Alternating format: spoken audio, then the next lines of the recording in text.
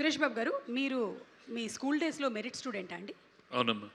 అనిపించిందండి నాకు. మిమ్మల్ని చూసిన ప్రతిసారి నాకు అనిపించింది మీరు డెఫినెట్లీ మెరిట్ స్టూడెంటే అయి ఉంటారని.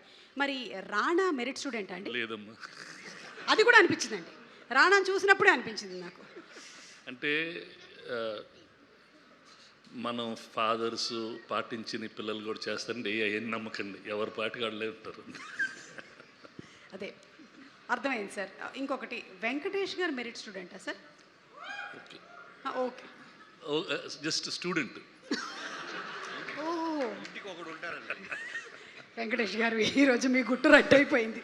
కానీ వెంకటేష్ చాలా స్కూల్కి, నేను బెస్ట్ బాయ్ డాన్ బాస్కోకి నా పేరు ఏమి రాయరు, వెంకటేష్ని ప్రతిదానికి వెంకటేష్ని పిలుస్తారు. Famous students of Don Bosco Vijay Amritraj, Venkatesh, Viswanathan, Anand రాస్తారు.